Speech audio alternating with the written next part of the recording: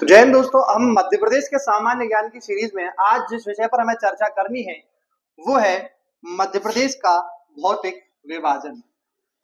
और इसी टॉपिक के साथ हमारा मध्य प्रदेश में भूगोल आज से प्रारंभ होता है। अब मध्य प्रदेश के भौतिक विभाजन से पहले मैंने आपको जब मध्य प्रदेश के सामान्य ज्ञान की जो आपको क्लास पढ़ाई है, जैसे मध्य प्रदेश सामान्य परिचय, उसके बाद हमने पढ़ा मध्य प्रदेश का गठन, और उसके बाद सामान्यतः हमने देखा था मध्य प्रदेश का के संबंध में और भी क्लास हमने देखी। इसके अलावा अब हमने मध्य प्रदेश की जो पृष्ठभूमि बनाई थी कि पूरे मध्य प्रदेश को हमने मैप बनाकर उसकी पृष्ठभूमि को हमने समझा कि कौन सा जिला कहां पर है।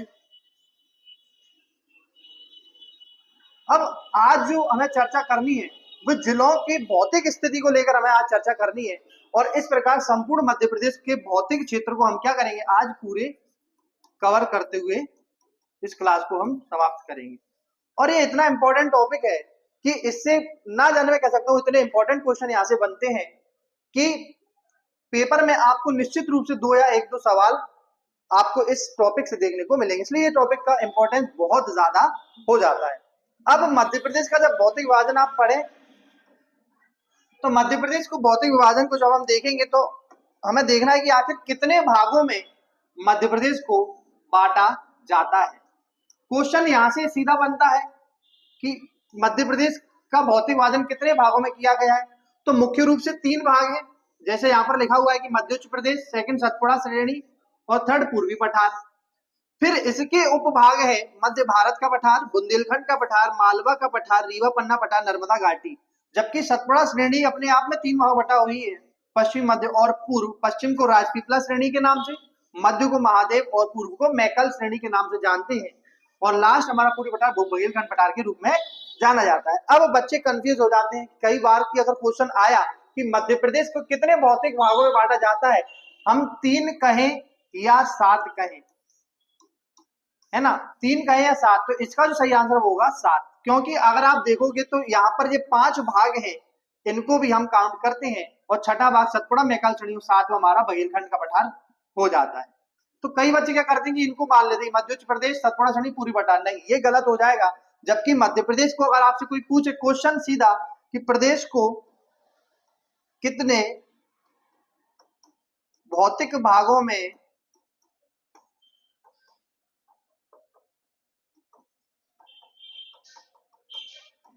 बांटा जाता है और आपको ऑप्शन दे दे 3, 5, 6 या 7, तो इसका जो सही आंसर होगा वो होगा 7। इसलिए मैं आपको यहाँ पर बता रहा हूँ कि भाई बच्चे कंफ्यूज यहाँ पर होते हैं कि हम 3 कहें या 7, तो आपको कंफ्यूज नहीं होना है, आपको सीधा उत्तर देना है कि 7 भागों में मध्य प्रदेश का भौतिक विभाजन किया जाता है, जिनके नाम मैंने अभी आपको बताए, संभवतः ये है। अब सबसे पहले हम चर्चा करते हैं मध्य उच्च प्रदेश, जो कि सबसे बड़ा भौतिक भाग है, और इसके अंतर्गत जो सामान्यतः 5 चीजें या 5 सामान्यतः क्षेत्र आते हैं। पहला हम क्षेत्र की बात करते हैं वो है मध्य भारत का पठार। अब मध्य भारत का पठार आप देखेंगे, जो मध्य भारत का पठार है इसका क्षेत्रफल हमें याद करना है कि 32,896 वर्ग किलोमीटर, जो प्रतिशत की दृष्टि से प्रदेश का कितना प्रतिशत भाग है, 10.68%। अब सब ये सोच रहे हो कि सब मैंने यहाँ पर मैप नहीं बनाया, बिल्कुल, और मैप को मैं छोड़ूंगा नहीं, और मैप को निश्चित रूप से बनाकर रहता हूं। मैंने हर क्लास में आपको बताया है कि मैप मस्ट है।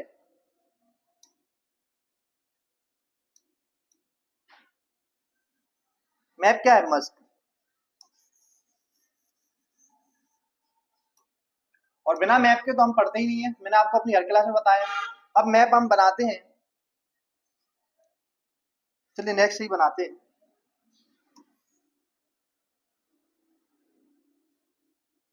नेक्स्ट स्लाइड लेके हम मैप बनाते। देखिए अब हम पहला हम पढ़ रहे हैं मध्य भारत का पठार। मैप बनाए, मैप बनाया हमने,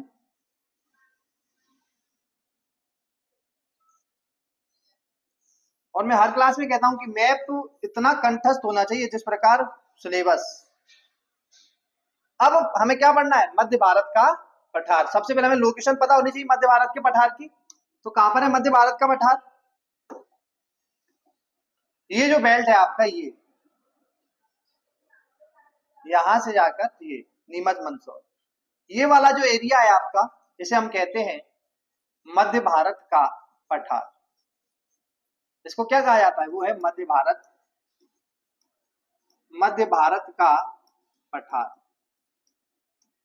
तो आपको मैप की लोकेशन में पता चला कि मध्य भारत का पठार कहां पर है। कितना क्षेत्रफल है? 32,896 वर्ग किलोमीटर, जो प्रदेश का कितना है? 10.68%। तो ये अपने आप में, तो हमने लोकेशन पता करी मैप से कि आखिर मध्य भारत का पठार कहां पड़ता है, तो हमने उत्तर मध्य प्रदेश और आपके नीमच मंदसौर को ये क्या करता है? कवर करता है मध्य भारत का पठार। अब इसकी कुछ विशेषताएं हम पढ़ते हैं। जैसे पहला हमने क्षेत्रफल देखा कि कितना क्षेत्रफल है? 32,896 वर्ग किलोमीटर। कितना प्रतिशत है संपूर्ण मध्य प्रदेश का? 10.68%। अब निर्माण कैसे हुआ है मध्य भारत के पठार? तब वो हुआ है विंध्यन शैल के अपरदन से और नदियों के निक्षेपण से। क्योंकि मध्य प्रदेश का मैं एक बात कहता हूं कि इतना इंपॉर्टेंट भाग है कि मध्य प्रदेश का एकमात्र भाग यही है जिसका निर्माण नदियों के निक्षेपण से होता है। कहने का तात्पर्य यह है कि जो क्षेत्र नदियों के निक्षेपण से बनेगा, जो क्षेत्र नदियों के निक्षेपण से बनेगा, उसकी विशेषता होगी कि यहाँ पर एक मिट्टी पाई जाती है जिसका नाम है जलोढ़ मृदा। संपूर्ण मध्य प्रदेश में एकमात्र भाग भौतिक दृष्टि से जहां पर मृदा की दृष्टि से जो जलोढ़ मृदा मिलती है, वो मध्य प्रदेश का केवल एकमात्र भाग है, वो मध्य भारत का पठार। क्यों? आखिर क्यों जलोढ़ मृदा मिलती है? आपसे कोई कारण पूछ ले तो आप कारण बता दो कि सर इसका निर्माण नदियों के निक्षेपण से हुआ है। इस कारण से आपका कारण ये है कि यहाँ पर जलोढ़ मिट्टी पाई जाती है। जलोढ़ मिट्टी के संबंध में फैक्ट और आप पढ़ोगे तो आपको ये पता चलेगा कि संपूर्ण भारत में सबसे ज्यादा मिट्टी का जो क्षेत्रफल है वो सामान्यतः जलोढ़ मृदा का ही है। लेकिन हमारे मध्य प्रदेश में सर्वाधिक जलोढ़ मृदा नहीं पाई जाती। लेकिन यदि केवल एक भाग में जलोढ़ मृदा देखने को मिलती है तो वो मध्य भारत का पठार, जहां पर जलोढ़ मृदा देखने को मिलती है। अब नेक्स्ट पॉइंट है जलवायु। आखिर जलवायु कैसी है? सबसे पहले तो जलवायु पता होना चाहिए आखिर जलवायु किसे कहते हैं। देखिए, मौसम और जलवायु इन दोनों में क्या होता है? कंफ्यूजन होता है, लेकिन होना नहीं चाहिए। बहुत सिंपल सी चीजें हैं। जैसे मौसम एक अल्पकालीन जो मैं कह सकता हूँ दशाएं, जैसे हाल ही, जैसे तुरंत वर्षा हो जाए, तुरंत धूप आ जाए, तुरंत छाव आ जाए, ये कैसे मौसम की होती है कि आज बड़ी ठंड सी लग रही है, कि अगर वर्षा हो जाए तो हमें थोड़ी ठंड सी लगने लगती है, वो मौसम का प्रभाव होता है। लेकिन अब आपने देखा हो कि जलवायु जो होती है दीर्घकालिक मौसमी दशाओं को ही हम जलवायु कहते हैं। जैसे, और उनका एक निश्चित वर्ष भर का एक पैटर्न बन जाता है। जैसे आपको पता होगा कि जून जुलाई में हमारे यहाँ मानसून आ जाता है। क्यों? क्योंकि जलवायु फैक्टर है। जलवायु फैक्टर के कारण ही मध्य भारत के पठार की जलवायु कैसी है? विषम जलवायु। विषम जलवायु का कहने का अर्थ क्या है सर? विषम का अर्थ होता है कि मैं कह सकता हूं ऑड टाइप की, मतलब हिंदी में हम इसको इंग्लिश में कहेंगे ऑड। इट मींस अगर ग्रीष्म काल है यानी गर्मी है तो बहुत ज्यादा गर्मी पड़ेगी, और शीत ऋतु यानी ठंड है तो ज्यादा ठंड पड़ेगी। यानी एक जैसे मौसम इसकी स्थिति नहीं रहती, इसलिए यहाँ की जलवायु कैसी? विषम जलवायु है। विषम जलवायु होने के साथ साथ ये अल्प वर्षा का क्षेत्र है। आपको पता होगा, मैंने अभी आपको पढ़ाया था सामान्य जानकारी की सबसे कम वर्षा मध्य प्रदेश में कहीं होती है तो वो गोहद बिंड में होती है। और गोहद बिंड किसका क्षेत्र है? मध्य भारत का पठार है के अंतर्गत 55 सेंटीमीटर। इस कारण से यहाँ का वर्षा क्षेत्र कैसा है? अल्प वर्षा क्षेत्र है। अल्प वर्षा जब क्षेत्र होगा, अल्प वर्षा का क्षेत्र होगा तो यहाँ की जलवायु मैंने आपको बताया विषम, उसके कारण वर्षा कम। और वन कैसे होंगे? जब वनों को पानी नहीं मिलेगा तो वन कैसे होंगे? सूखे वन होंगे और कटीले प्रकार के वन देखने को मिलते हैं। सूखे और कटीले प्रकार के वन देखने को आपको मिलते हैं। ये क्वेश्चन कई बार पूछा जा सकता है और पूछा जाता भी है। अब मिट्टी मैंने आपको बताया कैसी? जलोढ़ मिट्टी। मध्य प्रदेश का संपूर्ण मध्य प्रदेश में एकमात्र भाग जहां पर जलोढ़ मिट्टी देखने को मिलती है वो मध्य भारत का पठार। नदियां बहुत इंपॉर्टेंट है। इस क्षेत्र की नदियां कौन कौन सी सर इंपॉर्टेंट? वो तो आपको नाम याद करने हैं। चंबल, सिंध, काली सिंध, पार्वती, कुमारी और सीप यहाँ की प्रमुख सहायक नदियां हैं इस क्षेत्र की। नदियों वाले टॉपिक में हम प्रत्येक नदी को बिल्कुल डिटेल से कवर करेंगे, लेकिन आपको इस क्षेत्र में या इस टॉपिक में केवल ये पढ़ना है कि कौन कौन सी नदियां इस क्षेत्र से होकर गुजरती हैं। तो वो चंबल, सिंध, काली सिंध, पार्वती, कुमारी और सीप। अब फसल देखो, फसल कौन कौन सी यहाँ की प्रमुख? तो वो है सरसों, गन्ना और गेहूं। सरसों, गन्ना, गेहूं यहाँ की प्रमुख फसल है। अब विशेष में जब आप विशेष देखोगे, विशेष तो विशेष में आप एक लाइन पढ़ोगे, वो ये है कि सरसों की हांडी किस भौतिक प्रदेश को कहा जाता है? ये सीधा क्वेश्चन यहां से बनता है। सरसों की हांडी क्यों कहते हैं? क्योंकि संपूर्ण मध्य प्रदेश में सर्वाधिक जो सरसों है, सरसों का सर्वाधिक उत्पादन जो होता है वो सामान्यतः हमारे मध्य भारत के पठार में होता है। अगर कोई ये पूछ ले कि मध्य भारत के पठार में या किस जिले में संपूर्ण मध्य सर्वाधिक सरसों होती है, तो वो मुरैना और भिंड। मुरैना और भिंड में क्या होती है, सर्वाधिक सरसों का उत्पादन होता है। यहाँ तक कि सरसों को भिंड का ओडीओपी भी घोषित किया गया है, यानी वन डिस्ट्रिक्ट एक जिला के उत्पाद भिंड का कौन सा है, सरसों। इस कारण से सरसों की हांडी मध्य भारत के पठार को कहा जाता है। अब बीहड़ प्रदेश, बीहड़ प्रदेश का अर्थ अगर इंग्लिश में कहूं तो इसको कहते हैं रवाइंस लैंड। रवाइंस लैंड का क्वेश्चन पीएससी 2019 में आया हुआ है कि मध्य प्रदेश का कौन सा भाग रवाइंस लैंड कहलाता है, तो चंबल का उपाध्य प्रदेश। चंबल का उपाध्य प्रदेश को ही क्या कहते हैं, मध्य भारत का पठार। तो इसको क्या कहा जाता है, बीहड़ प्रदेश। बीहड़ यानी रवाइंस लैंड। और बीहड़ का निर्माण कौन सी नदी करती है, तो करती है हमारी चंबल नदी करती है। और बीहड़ से सर्वाधिक प्रभावित जिला भी कई बार क्वेश्चन में पूछा जाता है, तो बीहड़ से सर्वाधिक प्रभावित जो जिला है वो है मुरैना। मुरैना जिला हमारा बीहड़ से सर्वाधिक प्रभावित है। नेक्स्ट सर्वोच्च चोटी क्षेत्र की वो है टोंगरा। टोंगरा चोटी यहाँ की सर्वोच्च चोटी है जो कि श्योपुर जिले में पड़ती है। अब ये इंपॉर्टेंट फैक्ट इस मध्य भारत के पठार के अंतर्गत हो गए। एक और फैक्ट आप यहाँ पर लिख लो कि मध्य भारत के पठार का अन्य नाम क्या है, तो आप इसको कह सकते हैं चंबल आंध्र प्रदेश। चंबल आंध्र प्रदेश के नाम से भी मध्य भारत के पठार को जाना जाता है। इससे बाहर एक भी क्वेश्चन आने की संभावना नहीं है। आपके जो भी क्वेश्चन यदि इस फैक्ट टॉपिक से आए तो निश्चित रूप से, तो एक भी क्वेश्चन मैं कह सकता हूं अगर आपने क्लास देखी तो एक भी क्वेश्चन इस टॉपिक से बाहर नहीं जाएगा। नेक्स्ट, इस प्रकार आपने पढ़ा कि मालवा का पठार, और मालवा के पठार को मैप की लोकेशन हमने देखी। मैप में आकर मध्य प्रदेश में मालवा पठार कहां पड़ता है, तो आपने देखा सर मालवा का पठार उत्तरी मध्य प्रदेश की ओर पड़ता है। इसको थोड़ा छोटा करूं, ज्यादा बड़ा हो गया।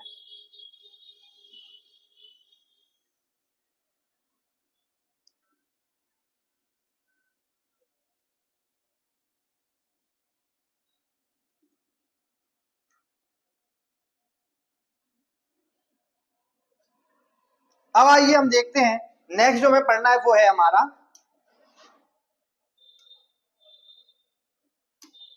बुंदेलखंड का पठार। अब बुंदेलखंड के पठार की सबसे पहले मैप में लोकेशन देखेंगे, आखिर बुंदेलखंड का पठार मध्य प्रदेश में कहां देखने को मिलता है, तो वो ये फैक्ट, ये जो क्षेत्र है ना आपका, ये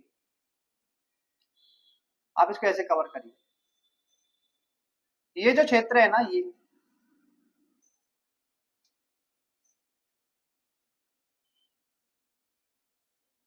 क्या कहलाता है, बुंदेलखंड का पठार।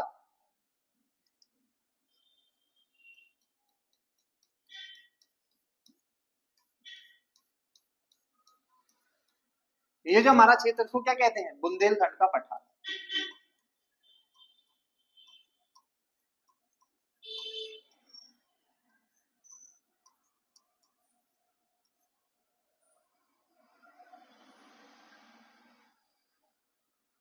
इसका जो कुल क्षेत्रफल है वो है 23,733 वर्ग किलोमीटर, और इसके साथ प्रतिशत की 7.7% पूरा मध्य प्रदेश का ये कवर करता है बुंदेलखंड पठार। अब आप देख रहे हो कि यहाँ पर बुंदेलखंड, अगर आप इसको सर्कल में बना दे पूरा मध्य प्रदेश के साथ साथ उत्तर प्रदेश का जो बेल्ट है, झांसी, ललितपुर, महोबा वाला, ये भी बुंदेलखंड के अंतर्गत शामिल होता है। लेकिन हमें मध्य प्रदेश संबंध में पढ़ना है तो मध्य प्रदेश बुंदेलखंड का क्षेत्र, बुंदेलखंड के पठार के अंदर ये क्षेत्र जो आता है, जो मैंने ब्लू पेन से बनाया। नेक्स्ट, अब हम पढ़े बुंदेलखंड के बारे में। अब बुंदेलखंड पठार के संबंध में क्या पढ़ना है, पहला क्षेत्रफल मैंने आपको ही बताया 23,733 वर्ग किलोमीटर, संपूर्ण मध्य प्रदेश का 7.5%, लगभग 7.5% एरिया को क्या करता है, कवर करता है। नेक्स्ट, निर्माण कैसे हुआ है, ये बहुत इंपॉर्टेंट है क्योंकि इसके संबंध में यहाँ से क्वेश्चन जरूर वो पूछता है, वो ये कि नीज चट्टानों, कौन सी चट्टान है, नीज चट्टानों के निर्माण के अपरदन से इनका निर्माण हुआ है। नीज चट्टान का कहने का तात्पर्य है, नीज चट्टान को आप ऐसे नहीं समझ पा रहे तो इसको आप एक नाम दे दो ग्रेनाइट, और इसको कहते हैं ग्रेनाइट नीस। तो यहां से सीधे क्वेश्चन बनता है कि मध्य प्रदेश का कौन सा भौतिक प्रदेश है जिसका निर्माण ग्रेनाइट नीस चट्टानों के अपरदन से हुआ है, तो आपको स्पष्ट आंख बंद करके उत्तर लगा देना है बुंदेलखंड का पठार। तो ये बहुत इंपॉर्टेंट, मैंने आपको फैक्ट बता रहा हूं कि निर्माण कैसे हुआ है, नीस चट्टानों के अपरदन से। जबकि अभी हमने मध्य भारत का पठार पढ़ा, उसका निर्माण नदियों के निक्षेपण से हुआ है। तो यहाँ पर ये दोनों इंपॉर्टेंट है, उसका भी जिस जिस क्षेत्र का निर्माण जिस चट्टानों से होता है वो सबरा इंपॉर्टेंट है। मैं आपसे बार बार कहूँ, यहाँ से क्वेश्चन बनेगा। नेक्स्ट है जलवायु कैसी है, तो यहाँ की भी जलवायु कैसी मिलती है, विषम जलवायु देखने को मिलती है, अर्थात यहाँ पर भी ग्रीष्म ऋतु में अधिक गर्मी पड़ती है और शीत में अधिक ठंड पड़ती है। वर्षा की अगर हम बात करें तो औसतन वर्षा यहाँ की 75 से 100 सेंटीमीटर औसतन यहाँ की वर्षा क्या है, 75-100 वर्षा होती है। वन कैसे हैं, तो शुष्क प्रकार के वन है, सूखे प्रकार के वन है, जिनमें मुख्यतः तेंदुपत्ता, खैर, बबूल, नीम आदि के वृक्ष आपको देखने को मिलते हैं। मिट्टी कैसी है सर, ये बहुत इंपॉर्टेंट, मिट्टी कैसी है, तो मिश्रित मिट्टी, लाल काली। यहाँ पर आपको याद रखना है कि मिश्रित भी दो प्रकार की है मध्य प्रदेश में, एक लाल पीली है, एक कौन सी है, लाल पीली, जो आपको कहाँ मिलेगी, आगे हम पढ़ेंगे तो बघेलखंड में हमें देखने को मिलेगी लाल पीली। लेकिन अगर आपसे कोई पूछे बुंदेलखंड में मिट्टी कैसी है, तो बुंदेलखंड में जो मिट्टी है वो कैसी है, वो लाल काली प्रकार की मिट्टी है, लाल काली। लाल काली आपको बार बार क्या कह रहा हूँ, याद करना है, इस पर जोर देना, लाल काली मिट्टी है।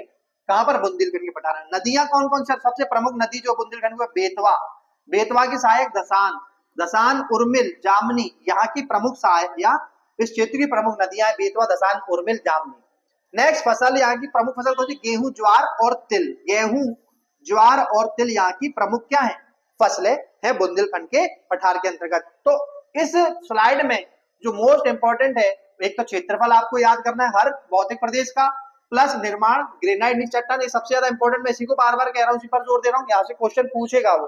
नेक्स्ट, जलवायु कैसी, तो विषम, वर्षा इतनी होती है। वन कैसे, शुष्क प्रकार के, मुख्यतः वन, तेंदुपत्ता, खैर, बबूल, नीम। मिट्टी कैसी सर, मिश्रित। अब मिश्रित कैसी, लाल पीली नहीं, लाल पीली तो कहाँ है हमारे बघेलखंड में, तो यहाँ बुंदेलखंड में कौन सी मिश्रित है, लाल काली। और नदियां बेतवा, दसान, उर्मिल, जामनी। और फसल अगर आपसे कोई पूछ ले तो फसल गेहूं, ज्वार, तिल। नेक्स्ट पर आइए, इसके संबंध में कुछ विशेष फैक्ट। सर्वोच्च चोटी, ये ज्यादा पूछी जाती है, ये इंपॉर्टेंट है। सर्वोच्च चोटी कौन सी है, बुंदेलखंड, सिद्ध बाबा, 1172 मीटर, जो हमें दतिया जिले में देखने को मिलती है। दतिया जिला, जिला दतिया में देखने को मिलती है सिद्ध बाबा चोटी, 1172 मीटर। इंपॉर्टेंट है ये फैक्ट, इसकी ऊंचाई भी आपको क्या करनी पड़ेगी, याद करनी पड़ेगी। फिर बुंदेलखंड की गंगा किसे कहते हैं, तो बुंदेलखंड की गंगा बेतवा को कहते हैं। इसके संबंध में, बेतवा के संबंध में दो फैक्ट हैं, आगे आगे हम नदियों में तो पढ़ेंगे कि बेतवा को हम बुंदेलखंड की गंगा भी कहते हैं, प्लस मध्य प्रदेश की गंगा भी बेतवा को कहा जाता है। लेकिन किस आधार पर, प्रदूषण के आधार पर, प्रदूषण आधार पर। तो फिर आपसे एक क्वेश्चन ये मैं पूछ सकता हूँ कि पवित्रता के आधार पर मध्य प्रदेश की गंगा, तो जो मध्य की सबसे बड़ी नदी है नर्मदा। तो आपको बेतवा के संबंध में दो फैक्ट याद करने हैं, पहला बुंदेलखंड की गंगा प्लस मध्य प्रदेश की गंगा, प्रदूषण के आधार पर। अब प्रदेश का सर्वाधिक सूखा क्षेत्र यही है, सूखा प्रभावित क्षेत्र है। यहाँ पर मैं कह सकता हूँ कि नहरों का विकास काफी कम हुआ है, इस कारण से जो बुंदेलखंड क्षेत्र है ये काफी सूखा ग्रसित क्षेत्र भी हमारा मध्य प्रदेश का कहलाता है। बुंदेलखंड के पठार में, ये बहुत इंपॉर्टेंट है, मतलब ये विशेष जो है ना, ये विशेष, इसकी सारी लाइन इंपॉर्टेंट है, सारी सारी की सारी पे स्टार लगा लो, डबल स्टार, यहाँ से क्वेश्चन देखने को मिलेगा कि बुंदेलखंड पठार में समप्राय मैदान, कैसे मैदान, समप्राय मैदान, जो नदियों के द्वारा निर्मित होते हैं, जिन्हें पेनी प्लेन्स कहा जाता है, पाए जाते हैं। इन्हीं समप्रवाय, अगर आप संप्रवाय मैदान को देखो तो ऐसे संप्रवाय मैदान है। इन्हीं संप्रवाय मैदान में कुछ ऐसे ऐसे बीच बीच में कुछ कुछ चोटियां देखने को मिलती हैं। इन्हीं चोटियों को, मतलब चोटी कह दूं या इनको मैं कह सकता हूँ पहाड़ी देखने को मिलती हैं, और इन्हीं पहाड़ियों को भूगोल की भाषा में टोर कहा जाता है। तो जो अगर क्वेश्चन यहाँ से अगर कोई सीधा पूछ ले कि मध्य प्रदेश का कौन सा भौतिक क्षेत्र है जहां पर समप्राय मैदान पाए जाते हैं, तो बुंदेलखंड का पठार। या क्वेश्चन ये पूछ ले कि इन्हीं मैदान, मध्य प्रदेश के किस भौतिक क्षेत्र में छोटी छोटी पहाड़ी पाई जाती है जिन्हें टोर कहा जाता है, वो किस भौतिक क्षेत्र में पाई जाती है, तो बुंदेलखंड के क्षेत्र में पाई जाती है। तो जो विशेष वाला जो मैंने आपको स्लाइड बनाकर दी है, इसकी हर लाइन इंपॉर्टेंट है, हर लाइन इंपॉर्टेंट है। नेक्स्ट हम चले आगे। नेक्स्ट है हमारा मालवा का पठार, ये बहुत इंपॉर्टेंट है, मतलब कह सकता हूं कि भौतिक विभाजन में सबसे इंपॉर्टेंट पार्ट मालवा का पठार है। और यहाँ से क्वेश्चन, उसका सबसे फेवरेट टॉपिक होता है भौतिक विभाजन, मालवा का पठार। अब मैप पे हम चले, आखिर मैप में हमें मालवा पठार कहाँ देखने को मिलता है उसको हम देखते हैं। अब जो मालवा का पठार है वो सामान्यतः मध्य प्रदेश सबसे बड़ा, मैंने भी आपको कहा भौतिक सबसे बड़ा भौतिक तो यहाँ से प्रारंभ होता है, और इस एरिया को कवर करते हुए इस प्रकार जाता है। ये हमारा मालवा का पठार।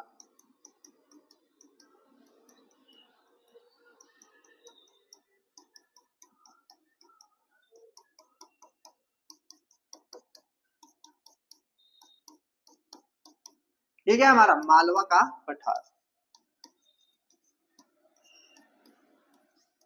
जिसका क्षेत्रफल आपको 88,222 वर्ग किलोमीटर देखने को मिलता है, जो कि संपूर्ण मध्य प्रदेश का लगभग 28% एरिया क्या करता है, कवर करता है। अब हम चलते हैं मालवा के पठार पर। मालवा के पठार में सबसे पहले आपको क्या कितना क्षेत्रफल है, 88,222।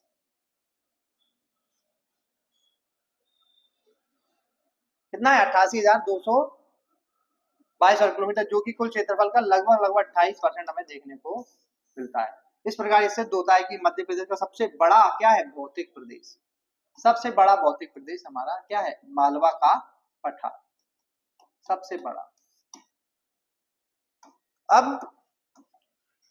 अब निर्माण, ये बहुत इंपॉर्टेंट है कि इसका निर्माण कैसे हुआ है, तो वो है दक्कन ट्रैप।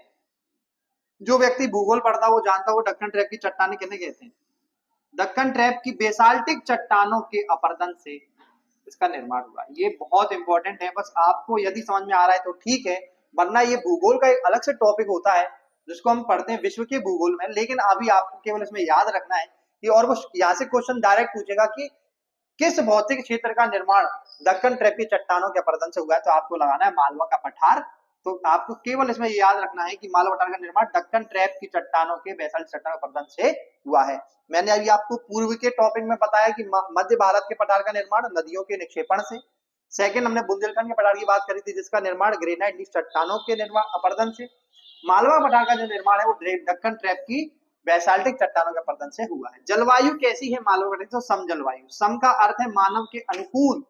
ग्रीष्म ऋतु साधारण गर्म, शीत ऋतु साधारण ठंडी, यानी यहाँ का मानव इतना शांत प्रकार का रहता है। मैंने अपनी पूर्व की क्लास में आपको बताया है कि जलवायु का मानव के व्यवहार पर बहुत बड़ा असर होता है। आप मध्य भारत के पठार की मैंने अभी आपको, और बुंदेलखंड के पठार की जलवायु मैंने आपको बताई है। आप महसूस करोगे कि मैंने उसमें बताया है कि ग्रीष्म ऋतु में अधिक गर्मी और शीत ऋतु में अधिक ठंडी है, और फिर उसके बाद वर्षा कम है। तो यहाँ का जो इंसान है ना, चाहे वो मध्य भारत का पठार हो, बुंदेलखंड का व्यक्ति हो, हम कहते हैं कि बुंदेलखंडी कैसा होता है, मजबूत। तो जलवायु के अनुसार वो व्यक्ति मजबूत बनता है। जैसे जैसे आप इतिहास में शिवाजी को पढ़ते हो, शिवाजी इतने बड़े बड़े पहाड़ों पर ऐसे चढ़ जाते थे कि जैसे कोई चूहा चढ़ता है। इसी कारण से औरंगजेब ने उनको पहाड़ी चूहा भी कहा, कि मतलब हम अगर हम उन पहाड़ों को देखेंगे तो हम ये आश्चर्य महसूस करेंगे कि कोई व्यक्ति इन पहाड़ों में कैसे चढ़ सकता है। लेकिन उधर की जो जलवायु है, वह जलवायु ने शिवाजी को अपने अनुसार ढाला और शिवाजी को एक महान व्यक्तित्व बना दिया। क्यों? क्योंकि जलवायु का, मैं बार बार कह रहा हूं, मानव के व्यवहार पर सीधा असर पड़ता है। अब मध्य भारत के पठार में आपको चंबल का व्यक्ति मिलेगा। चंबल का व्यक्ति को कहते हैं, बागियों का गढ़ कहते हैं चंबल को। क्यों? क्योंकि यहाँ का इंसान की जलवायु ही इस प्रकार की तय हो गई है कि वो थोड़ा ठोस प्रकृति का है, मतलब क्रोधी ज्यादा रहता है, उत्तेजित ज्यादा रहता है। जबकि मालवा में आप जाओगे ना, मालवा का आदमी शांत रहेगा, अगर टकरा भी गई गाड़ी तो प्रेम मोहब्बत से निकल जाएगा। लेकिन आप चंबल के क्षेत्र में ऐसे नहीं कर सकते। चंबल के क्षेत्र में तो थोड़ी थोड़ी लड़ाई में कट्टे निकल आते हैं। क्यों? जलवायु ऐसी। एक फैक्टर जो इंसान कभी गौर नहीं करता, वो जलवायु के कारण इंसान यहाँ का क्रोधित होता है। तो यही मैं आपको बताना चाह रहा हूँ कि जलवायु का जो है इंसान के व्यवहार पर काफी प्रभाव पड़ता है। सम जलवायु जब मालवा पठार में है, इसी कारण से जो फाहियान था, जो चंद्रगुप्त द्वितीय के शासन काल में दरबार में आया, इतिहास में आप पढ़ोगे तो फाहियान ने विश्व की सबसे जलवायु किसको कहा था, तो मालवा की जलवायु को विश्व की सबसे जलवायु का। ये तो अपने आप में बहुत इंपॉर्टेंट पॉइंट है। वर्षा भी शानदार होती है यहाँ पर, 75 से 125 सेंटीमीटर, यानी मानव जितनी आवश्यकता होती है इतनी वर्षा प्राप्त हो जाती है, तो इंसान टेंशन में नहीं रहता। वन कैसे हैं, तो सर शुष्क पर्णपाती। कैसे हैं? शुष्क प्लस पर्णपाती। पर्णपाती वन, यहाँ पर शुष्क पर्णपाती वन देखने को मिलते हैं। मृदा कैसी? काली मृदा, ये बहुत काली मिट्टी। काली मिट्टी कहाँ पर देखने को मिलती है हमारे, वो सामान्यतः हमें देखने को मिलती है मालवा के पठार में। अब मिट्टी का एक अलग से टॉपिक है जिसमें हम हर मिट्टी को डिटेल में पढ़ेंगे, लेकिन अभी हमें ओवरव्यू लेना है प्रत्येक भौतिक प्रदेश का। इसलिए यहाँ पर मैंने इतने पॉइंट आपको हर भौतिक प्रदेश में पढ़ाए हैं, जिससे आपकी एक समझ विकसित हो कि आखिर भौतिक प्रदेशों में क्या क्या चीजें पाई जाती है, और इनको हर एक टॉपिक को आगे हम डिटेल में भी कवर करेंगे। नेक्स्ट, नदियां। तो नदियां, तो यहाँ की प्रमुख नदियां है चंबल, क्षिप्रा, माँ क्षिप्रा जिसके किनारे भगवान महाकाल बैठे विराजमान है। फिर पार्वती, गंभीर और खान। गंभीर और खान वो नदियां जो इंदौर से होकर गुजरती है। इंदौर इन्हीं नदियों किनारे क्या है, बसा हुआ है। तो यहाँ की प्रमुख नदी चंबल, छिप्रा, पार्वती, गंभीर, खान। फसल यहाँ की सोयाबीन। सोयाबीन मुख्यतः जो फसल है वो मालवा की है। और इसी संबंध में एक बार इस बार क्वेश्चन आया 2024 में कि सोयाबीन का उत्पादन पहली बार किस जिले में किया गया था, तो कई बच्चों को नहीं पता था, उसका आंसर था देवास। तो सोयाबीन का उत्पादन किस जिले से प्रारंभ हुआ था? देवास। नेक्स्ट कपास। कपास के लिए गोल्डन डिस्ट्रिक्ट आपको पता होगा कि मध्य प्रदेश के 2 जिले ऐसे जिनको कपास उत्पादन के गोल्डन डिस्ट्रिक्ट कहते हैं। कौन कौन से? खंडवा और खरगोन। खंडवा और खरगोन को हम क्या कहते हैं? Golden district of MP. किसके कारण? कपास के कारण। फिर गेहूं और मूंगफली यहाँ की प्रमुख फसलें। ये स्लाइड बहुत इंपॉर्टेंट है। जितने भी भौतिक प्रदेश हम पढ़ रहे हैं उसमें सबसे ज्यादा इंपॉर्टेंट मालवा का पठार है। क्यों? क्योंकि सबसे बड़ा है। सबसे बड़ा। सबसे बड़ा कहने का अर्थ ये है जब क्षेत्र बड़ा है तो इसकी मध्य प्रदेश की अर्थव्यवस्था में भी काफी बड़ी भूमिका होगी। नेक्स्ट इसके बारे में कुछ विशेष फैक्ट देखें तो प्रदेश में यहाँ पर पहला लेन लिखिए, सबसे बड़ा भौतिक प्रदेश है, इंपॉर्टेंट है। फिर गेहूं की डलिया, ये बहुत इंपॉर्टेंट है। गेहूं की डलिया कहा जाता है। गेहूं की डलिया सीधे पूछ लेगा कि गेहूं की डलिया किस भौतिक प्रदेश को कहा जाता है, तो आप लगा दोगे मालवा के पठार को गेहूं की डलिया कहा जाता है। नेक्स्ट कर्क रेखा मध्य से काटती है। मैंने आपको कर्क रेखा मध्य प्रदेश सामान्य परिचय बिल्कुल बताई हुई, 14 जिले बताए, संभाग बताए, भूमिका बताई है, मध्य प्रदेश की जलवायु में उसका योगदान बताया है। और आपको यदि ये समझना है तो मेरी सामान्य परिचय की क्लास आपको निश्चित रूप से पूर्ण रूप से देखनी होगी, तब आपको ये चीज है। कर्क रेखा के ऊपर मैंने आपको पूर्ण रूप से समझाई है। और कर्क रेखा मालवा पठार 2 भागों में बांटती है। मालवा के पठार की सबसे ऊंची जो चोटी वो शिगार 881 मीटर, जानापाव 854 मीटर और धजारी 810 मीटर। और तीनों की तीनों किस जिले में स्थित हैं? वो इंदौर जिले में स्थित हैं। कईयों बच्चे ऐसे देखे मैंने जिनको ये पता होता है कि सर मालवा पठार की चोटी अच्छी है, अच्छा मैं मानता हूं कि उनको याद होती शिगार है 881 मीटर, लेकिन उनको ये नहीं पता किस जिले में, किस जिले में, उनको यही याद नहीं होता। बस ये जरूर पता होता है कि मालवा पठार की सबसे ऊंची चोटी शिगार है 881 मीटर के साथ, जानापाव दूसरी है, धजारी तीसरी है, लेकिन किस जिले में जब मैं पूछता हूं तो वो शून्य हो जाते हैं। लेकिन जिला आपको सिंपल से याद करना है, इंदौर जिले में तीनों चोटियां पाई जाती है। तो ये इंपॉर्टेंट है।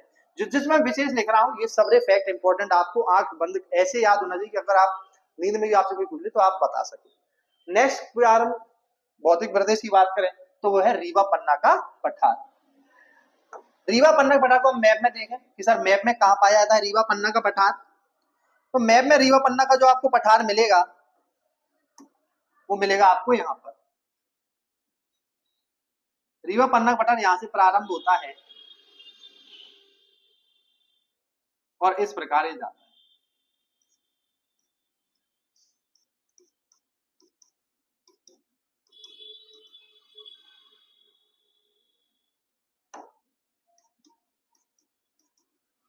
तो ये जो है हमारा वो है रीवा पन्ना पठार। इसका कुल क्षेत्रफल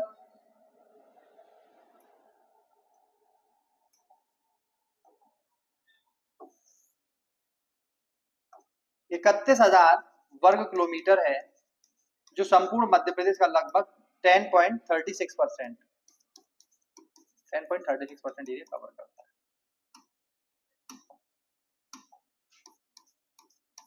ये आपको लोकेशन पता चली रीवा पन्ना के पठार। अब रीवा पन्ना के पठार को हम बात करते हैं। देखिए रीवा पन्ना का पठार, सबसे पहले क्षेत्रफल हर का याद रखना है आपको, हर भौतिक विभाजन का 31,000 वर्ग किलोमीटर, संपूर्ण मध्य प्रदेश का कितना 10.36%। निर्माण, इसका निर्माण भी विंध्यन शैल समूह के अपर्दन से हुआ है। तो आपको मैं बताऊं, जब आपने मैंने आपको मैप में बताया कि यहाँ पर है, तो आप लोग पता आगे हम पढ़ेंगे कि विंध्यांचल श्रेणी इस प्रकार जाती है। तो यहाँ पर विंध्य है, तो इसका निर्माण निश्चित रूप से किसके अपर्दन से हुआ है? तो विंध्यन शैल समूह के अपर्दन से इसका निर्माण हुआ है। मैं बार बार कह रहा हूँ निर्माण क्षेत्रफल, ये मैं कह रहा हूँ कि आपको याद करना ही पड़ेगा, बहुत इंपॉर्टेंट टॉपिक। मैंने क्लास के प्रारंभ में कहा यहाँ से 2-3 क्वेश्चन निश्चित पेपर में आपको देखने को मिलते हैं। जलवायु कैसी सर? ग्रीष्म ऋतु साधारण गर्म रहती है और शीत ऋतु अधिक ठंडी रहती है। तो ये आपको याद रखना है। कैसी जलवायु सर? ग्रीष्म काल साधारण गर्म लेकिन शीतकाल अधिक ठंडा। वर्षा 100 सेंटीमीटर तक यहाँ पर वर्षा हो जाती है। वन कैसे हैं? तो यहाँ पर खैर, तेंदुपत्ता, शीशम के वन मुख्यतः देखने को मिलते हैं। मिट्टी कैसी सर? मिश्रित। यहाँ पर कैसी मिट्टी आपको मिलेगी सर? मिश्रित मिट्टी देखने को मिलती है। मिश्रित का तात्पर्य यह है कि लाल पीली भी है, यहाँ पर कई क्षेत्र में आपको बुंदेलखंड से लगा हुआ क्षेत्र है तो बुंदेलखंड की लाल काली भी है, तो यानी सभी प्रकार की मृदाओं का क्या है यहाँ पर मिश्रण है, सभी प्रकार की मृदाओं का मिश्रण आपको रियो पन्ना पठार में देखने को मिलता है। नदियां, मुख्य नदियां केन, टोंस, बीहड़, बीहड़ तो आपको पता ही है, बीहड़ नदी पर चचाई जलप्रपात, महाना पर सबसे ऊंचा जलप्रपात केवटी, और ये है हमारी बिछिया नदी, बिछिया, ये थोड़ा गलत टाइप हो गया है,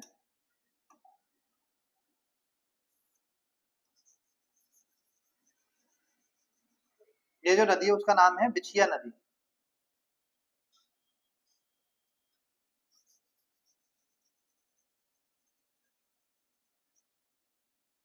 बिछिया नदी में क्यों इतना जोर दे रहा हूँ आखिर बिछिया नदी पर, क्योंकि बिछिया नदी के किनारे ही आप देखोगे कि एक जिला बसता है, उस जिले का नाम है रीवा। तो क्वेश्चन यहाँ से भी पुटअप किया जा सकता है कि रीवा किस नदी किनारे है, बिछिया नदी किनारे। फसल, तो यहाँ की जो प्रमुख फसल है रियो पन्ना पठार गेहूं और चावल, गेहूं चावल यहाँ की प्रमुख फसल है। तो रियो पन्ना पठार क्षेत्रफल आपको याद 10.36% संपूर्ण मध्य प्रदेश का प्रतिशत की दृष्टि से निर्माण विंध्याचल समूह के पर्दन से हुआ है, क्योंकि विंध्याचल श्रेणी के क्षेत्र में आता है।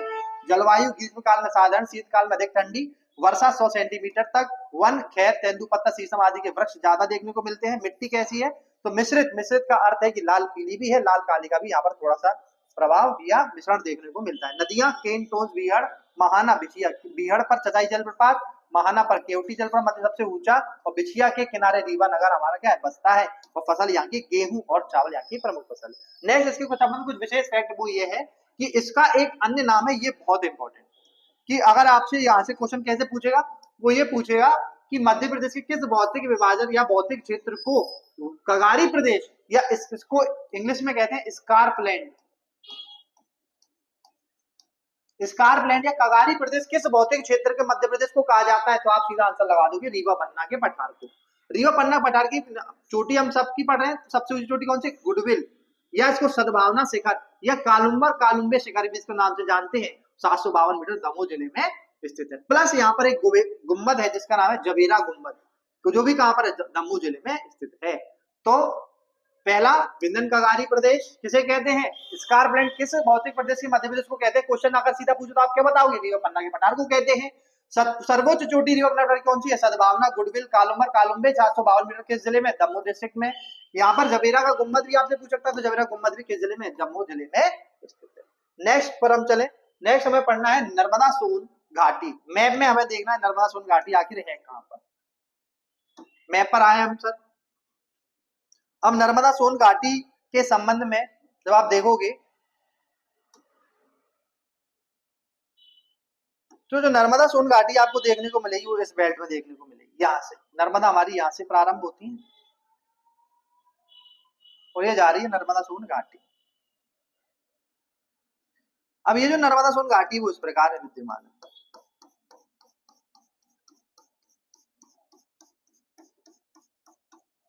तो इसको क्या कहते हैं, नर्मदा सोन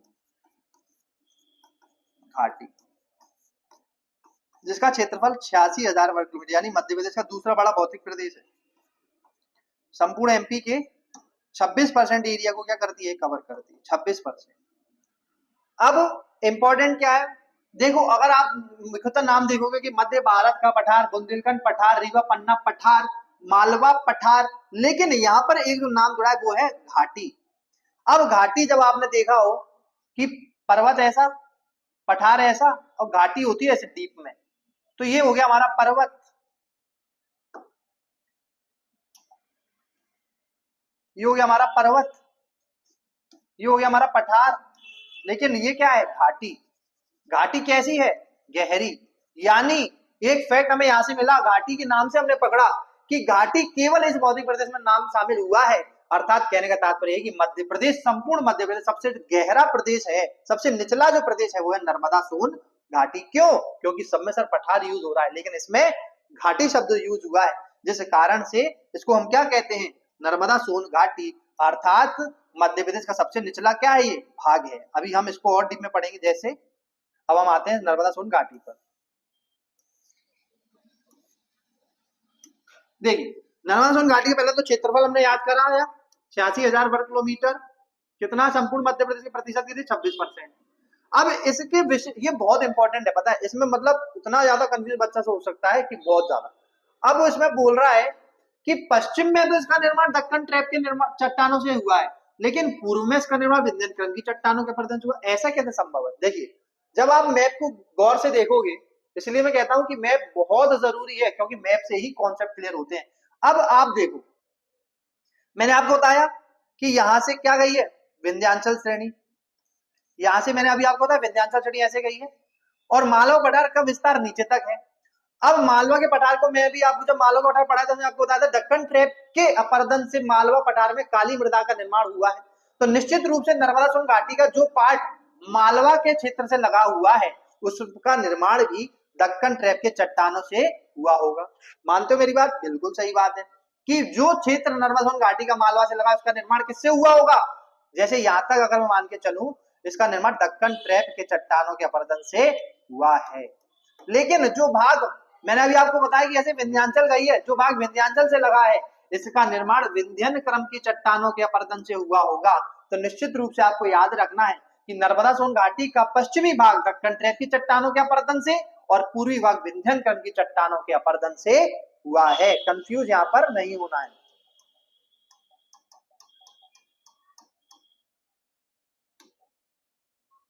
इसको रेस करें क्योंकि हमें नेक्स्ट मैप भी बनाना है।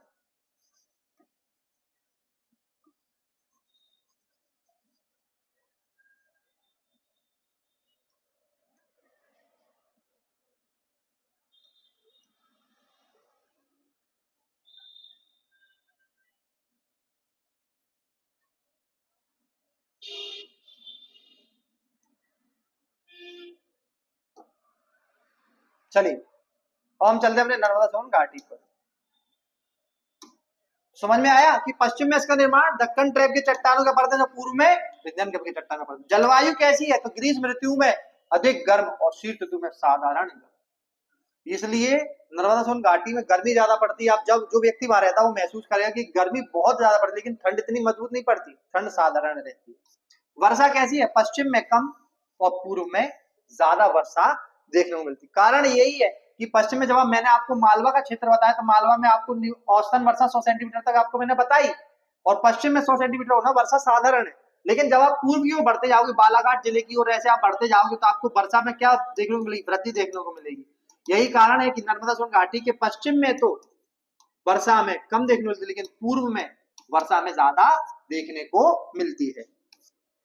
वन कैसे है सर? सागौन के वन। सागौन के लिए हमारा एक फेमस क्षेत्र है होशंगाबाद नर्मदापुरम में बोरी घाटी। अब बोरी घाटी सागौन एक्चुअली फेमस हो किसके अंतर्गत है? नर्मदा घाटी के क्षेत्र के अंतर्गत। सागौन, सेयाल, बांस यहाँ के प्रमुख पर्णपाती वन देखने को मिलते हैं। मिट्टी कैसी है सर? मैंने अभी आपको बताया पश्चिम में काली मिट्टी, मध्य में जलोढ़। क्यों?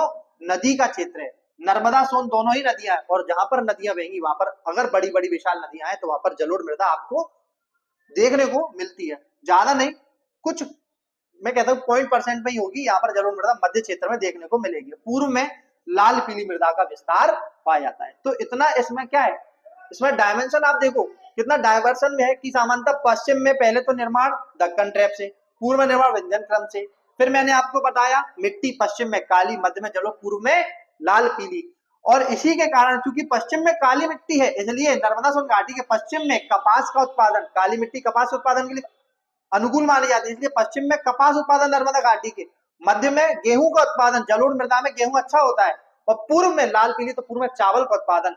डायवर्सन आप देख रहे हो नर्मदा सोन घाटी में, इसलिए इसको डायवर्सन की घाटी कह सकता हूँ, विविधता की घाटी में कह सकता हूँ। इतनी विविधता, अगर इसको मैं कहूं तो, अगर मैं इसको ये कह दूं विविधता की घाटी, विविधता की घाटी भी कह दूं, तो कोई आश्चर्य की बात नहीं होनी चाहिए, क्योंकि आप विविधता देख सकते हो कि पश्चिम में दक्कन ट्रैप, पूर्व में विंध्यन चट्टानों से बन रहा है, तो पश्चिम में काली मिट्टी, मध्य में जलोढ़, पूर्व में लाल पीली।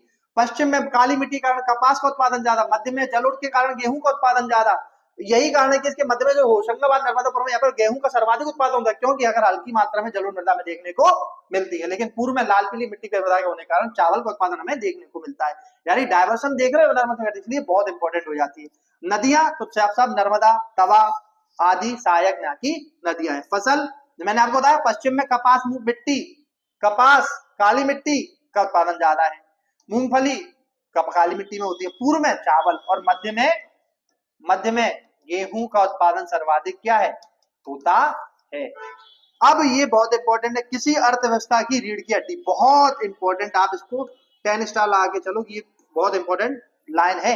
किसी अर्थव्यवस्था की रीढ़ की हड्डी क्यों, क्योंकि सर देखो ना, पश्चिम कपास भी हो रही है, मूंगफली भी हो रही है, मध्य में गेहूं भी सबसे ज्यादा कर रही है, पूर्व में चावल भी सबसे ज्यादा कर रही है, इसलिए कृषि अर्थव्यवस्था की कैसी है, रीढ़ की हड्डी है। और मैंने आपको पहले ही बता दिया कि घाटी हम केवल इस शब्द में देखने को मिलता है, इस कारण से मध्य प्रदेश का सबसे निचला भाग जो है वो भी नर्मदा सोन घाटी है। नेक्स्ट टॉपिक की ओर हम आगे बढ़े। नेक्स्ट भौतिक विभाजन हमारा सतपुड़ा मैकल श्रेणी। सतपुड़ा मैकल श्रेणी सबसे पहले हमें मैप में देखेंगे, जिस प्रकार हम हर क्षेत्र को देख रहे हैं, तो आप मैप पर आए। अब मैप में जो सबसे नीचे का जो क्षेत्र आपको दिख रहा है, नीचे का जो क्षेत्र दिख रहा है, ये श्रेणी के रूप में मैं आपको स्ट्रक्चर बनाता हूं। ये जो पूरी श्रेणी है, इसको कहते हैं हम सतपुड़ा मैकल श्रेणी। सतपुड़ा मैकल श्रेणी, जिसका जो कुल क्षेत्रफल है सामान्यतः 34,000 वर्ग किलोमीटर है। संपूर्ण मध्य प्रदेश का 11% एरिया क्या करता है, कवर करता है। वह सतपुड़ा मैकल श्रेणी। अब सतपुड़ा मैकल श्रेणी में जब आप जाओगे,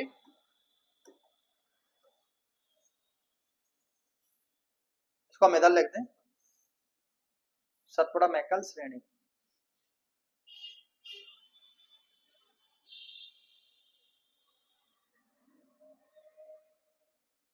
सतपुड़ा मैकल श्रेणी। अब आप यहां पर देखो, यहां तक जो हमारी श्रेणी विद्यमान है, ये जो पार्ट है, इसको नाम से जाना जाता है, वो हमारी राजपीपला श्रेणी। कौन सी, राजपीपला, जो एमपी प्लस गुजरात को स्पर्श करती है। नेक्स्ट आप जब यहां से यहां तक आओगे, तो आपको यहां तक जो श्रेणी मिलेगी, इसको कहते हैं महादेव श्रेणी। महादेव श्रेणी, जिसका विस्तार आपको एमपी प्लस महाराष्ट्र में देखने को मिलेगा। और यहां पर जब आप जाओगे, ये वाला जो पार्ट है ना, ये दक्षिण पूर्व का मध्य प्रदेश का, इसको कहते हैं मैकल श्रेणी। मैकल, जो कि एमपी प्लस छत्तीसगढ़ में देखने को आपको मिलेगी। तो सतपुड़ा मैकल श्रेणी के भी 3 भाग हैं। पहली राजपीपला श्रेणी, जो मध्य प्रदेश प्लस गुजरात, मध्य में महादेव श्रेणी, मध्य प्रदेश प्लस महाराष्ट्र, पूर्व में मैकल श्रेणी एमपी प्लस। यानी क्वेश्चन यहां से कई बार ये पूछ लेता है कि मध्य प्रदेश के दक्षिण पूर्व में किस श्रेणी का विस्तार है, मैकल श्रेणी का। इस बार भी क्वेश्चन आया था कि विंध्याचल का दक्षिणी विस्तार क्या कहलाता है, तो मैकल का पठार या मैकल श्रेणी को कहा जाता है। तो सतपुड़ा मैकल श्रेणी में आपको ये 3 श्रेणी अभी पढ़नी है, राजपीपला, महादेव और मैकल। अब आते हैं हम अपनी सतपुड़ा मैकल श्रेणी पर। तो मैंने आपको बताया कि पश्चिम में कौन सी श्रेणी है, राजपीपला श्रेणी, मध्य प्रदेश प्लस गुजरात, मध्य में महादेव श्रेणी, मध्य प्रदेश प्लस महाराष्ट्र, पूर्व में मैकल श्रेणी एमपी प्लस, यहाँ पर आप कर लें छत्तीसगढ़। टाइपर से हमारे क्या हो गई, मिस्टेक हो गई है, आप इसको करें, इसको यहाँ पर करेक्ट कर लें, वो है सामान्यता एमपी प्लस छत्तीसगढ़, मध्य प्रदेश में छत्तीसगढ़ में मैकल श्रेणी देखने को मिलती है। अब यहाँ पर क्षेत्रफल मैंने आपको बताया कि क्षेत्रफल कितना है, 34,000 वर्ग किलोमीटर, संपूर्ण मध्य प्रदेश का 11% एरिया कवर करता है। निर्माण ठीक उसी प्रकार, पश्चिम में इसका निर्माण दक्कन क्रम की चट्टानों से, लेकिन पूर्व में धारवाड़ क्रम की चट्टानें मिलेगी। धारवाड़ क्रम की चट्टानें क्या कहते हैं या किसे कहा जाता है, इसको मैं आपको नेक्स्ट क्लास में समझाऊंगा, इसके ऊपर एक पूरी डेडिकेटेड क्लास दी जाएगी। नेक्स्ट जलवायु की बात करें तो ग्रीष्म ऋतु यहाँ की कैसी है, साधारण, और शीत ऋतु अधिक ठंडी। शीत ऋतु अधिक ठंडी होती है, लेकिन ग्रीष्म ऋतु साधारण होती है। वर्षा पश्चिम में, जैसे अभी हमने नर्मदा घाटी पढ़ा, पश्चिम में 75 सेंटीमीटर तो होगी, लेकिन पूर्व में जैसे आप बढ़ते जाओगे 150 सेंटीमीटर की वर्षा आपको देखने को मिलेगी। यही कारण है कि महादेव श्रेणी जो मैंने आपको ये बीच में बताया ना, इसी श्रेणी में आपको मिलेगा पंचमढ़ी। और जब मैंने आपको सामान्य जानकारी पढ़ाई थी, पंचमढ़ी में आपको वर्षा बताइए 212 सेंटीमीटर। मध्य प्रदेश में सर्वाधिक वर्षा का क्षेत्र इसी महादेव श्रेणी पंचमढ़ी में पड़ता है। और पूर्व में इसलिए कह रहा हूँ कि 150 सेंटीमीटर तक वर्षा आपको पूर्व में बालाघाट तक देखने को मिलेगी। लेकिन आपको याद रखना है कि सबसे अधिक वर्षा वाला क्षेत्र मध्य प्रदेश का पचमढ़ी 212 किस श्रेणी के अंतर्गत? महादेव श्रेणी। महादेव श्रेणी किसका वर्ग? सतपुड़ा श्रेणी का वर्ग। वन कैसे? आर्द्र वन। देखो वर्षा ज्यादा होगी तो वन के वनों में नमी होगी, तो नमी का अर्थ, नमी को हम एक अन्य भाषा में क्या कहते हैं? आर्द्रता। तो आर्द्र वन यहाँ पर देखने को मिलेंगे। जबकि मैंने आपको मध्य भारत में पढ़ाया था वर्षा कम थी। वर्षा कम होगा तो क्षेत्र कैसा होगा? सूखा। सूखे को एक और नाम से शुष्क के नाम से, शुष्क वन आपको मध्य भारत के पठार में यानी ग्वालियर चंबल वाले बेल्ट में देखने को मिलते हैं। लेकिन यहाँ पर वर्षा ज्यादा है तो वर्षा ज्यादा होगी तो नमी होगी, नमी को आर्द्र कहते हैं, तो आर्द्र वन देखने को यहाँ पर मिलेंगे। मिट्टी कैसी है सर? छिछली। छिछली मिट्टी यानी वर्षा ज्यादा होगी तो मृदा जो होती है ना वो बहती हो जाती है। मृदा मतलब क्षरण जैसी हो जाती है, बिल्कुल क्षारीय मृदा, छिछली मिट्टी देखने को मिलती है, जिसको लेटराइट मृदा के नाम से भी जाना जाता है। यहाँ की प्रमुख नदियां ताप्ती, बैनगंगा, शक्कर, दुधी, पेंच, बावनथड़ी यहाँ की प्रमुख नदियां हैं। ये नदियों के नाम भी आपको स्पष्ट याद होना चाहिए। तो इस प्रकार सतपुड़ा मैकल श्रेणी कुछ विशेषता ये है। विशेष फैक्ट क्या है? पहला, सर्वोच्च चोटी धूपगढ़। धूपगढ़ क्या किसकी सर्वोच्च? सतपुड़ा मैकल की, प्लस मध्य प्रदेश की सर्वोच्च चोटी भी कौन सी है? धूपगढ़ 1350 मीटर, जो कि महादेव श्रेणी के अंतर्गत आती है, यही है। इसके अलावा प्रमुख चोटी में चौरागढ़, आपको ये नाम रखना याद, चौरागढ़, नंदीगढ़, कालीभीत, कालीभीत और पचमढ़ी यहाँ की विशेष क्या है? चोटियां हैं। ये सब चोटियां किसके अंतर्गत आती है? ये मैं आपको यहाँ पर लिख दूं, ये सब चोटियां महादेव श्रेणी, जो मध्य का हमने भाग पढ़ा है ना, महादेव श्रेणी के अंतर्गत आती हैं। ठीक है, तो ये आपके लिए सब इंपॉर्टेंट फैक्टर नर्मदा सोन घाटी के बाद सतपुड़ा मैकल श्रेणी हमने पढ़ा। अब लास्ट हमारा जो बचता है वो है सामान्यतः बघेलखंड का पठार। अब बघेलखंड का पठार आप देखोगे क्षेत्रफल, सामान्यतः इसका क्षेत्रफल सभी भौतिक भाव सबसे कम 21,000 वर्ग किलोमीटर, केवल 7%। मैप में आपको मैं बताऊं तो मैप में आपको कहाँ देखने को मिलेगा बघेलखंड का पठार? आप मैप पे आइए, मैप में आपको देखने को मिलेगा बघेलखंड का पठार यहाँ पर।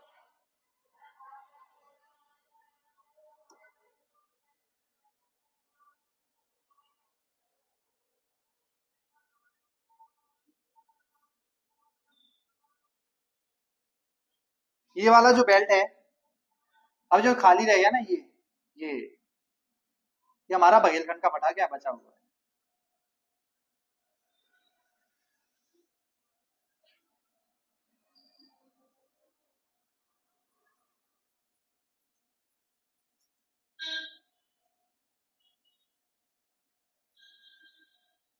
मैं चाहता तो ये मैं पूरा पहले से बनाकर रख सकता था रेडी, क्योंकि मैंने अपनी पहले की क्लास में बना, लेकिन मैं आपको बच्चों को अच्छे समझ में, इसलिए मैं आपको अलग से बनाकर ये पूरा मैप दिखा रहा हूँ कि ऐसे ही प्रैक्टिस आपको करनी, जिससे ये कंठस्थ क्या हो जाए, आपको याद हो जाए। क्योंकि मैप में पहली क्लास से ही जोर दे रहा हूँ कि मैप मस्ट है, मस्ट। तो ये होगा आपका क्या, इसको मैंने आपको नाम दिया बघेलखंड का पठार। बघेलखंड पठार कितना क्षेत्रफल? 21,000, मात्र 21,000 वर्ग किलोमीटर, संपूर्ण मध्य प्रदेश का केवल 7% एरिया कवर करता है। संपूर्ण मध्य प्रदेश का सबसे छोटा भाग आपका बघेलखंड पठार देखने को मिलता है। इस प्रकार ये हमारा पूरा का पूरा भौतिक विभाजन का मैप आपको बनाकर मिला है, और इसको आप अपनी कॉपी में एज इट इज उतारिए, बार बार पढ़िए, कई क्वेश्चन आपके यहीं से क्लियर हो जाएंगे।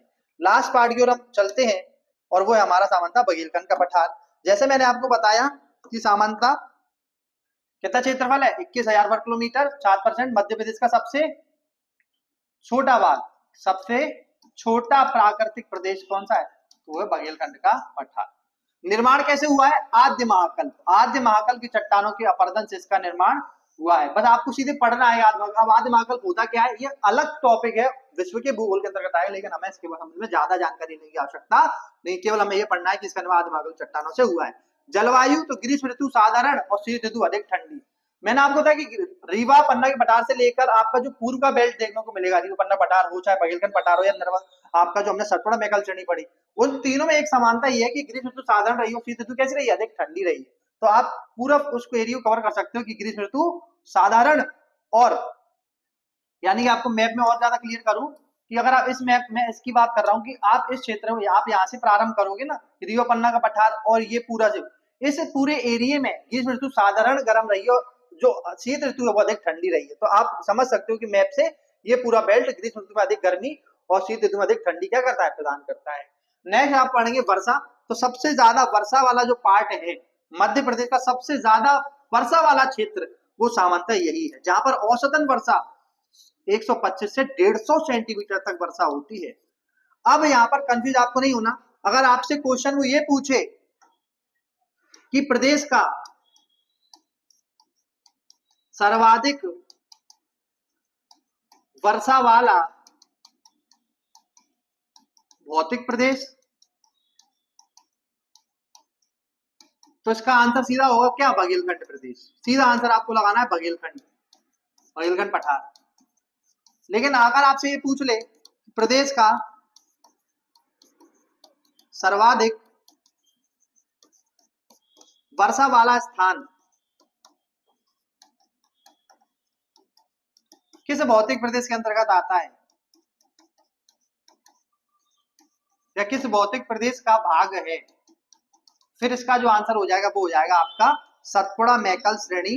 और सतपुड़ा मैकल श्रेणी में भी कौन सी श्रेणी, मैंने अभी आपको बताया पंचमढ़ी, सबसे ज्यादा वर्षा वाला क्षेत्र है वो है महादेव श्रेणी, महादेव श्रेणी इसका आंसर हो जाएगा। तो यहाँ पर दो कंफ्यूजिंग पॉइंट आपको मिल सकते हैं और आपको कंफ्यूज होना नहीं, इसलिए मैंने आपको पहले से ही क्रिस्टल क्लियर कर दिया। यदि वो ये पूछे कि प्रदेश का सबसे अधिक वर्षा वाला भौतिक प्रदेश, तो आपका आंसर हो जाएगा बघेलखंड पठार। लेकिन यदि वो ये पूछे कि प्रदेश का सर्वाधिक वर्षा वाला स्थान किस भौतिक प्रदेश का भाग है, तो वो हो जाएगा सतपुड़ा मैकल श्रेणी। सतपुड़ा मैकल श्रेणी में कौन सी, महादेव श्रेणी। ठीक है, कंफ्यूजन बिल्कुल नहीं।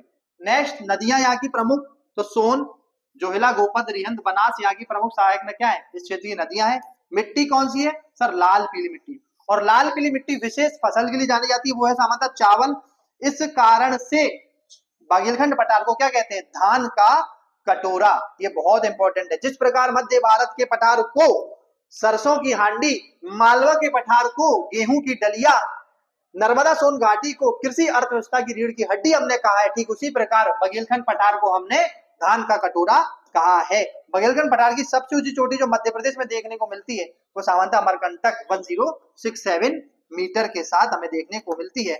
इस प्रकार आज की हमारी जो क्लास थी मध्य प्रदेश का भौतिक विभाजन आज समाप्त होता है। इसी टॉपिक के साथ मैं आज अपनी वाणी को विराम देता हूं।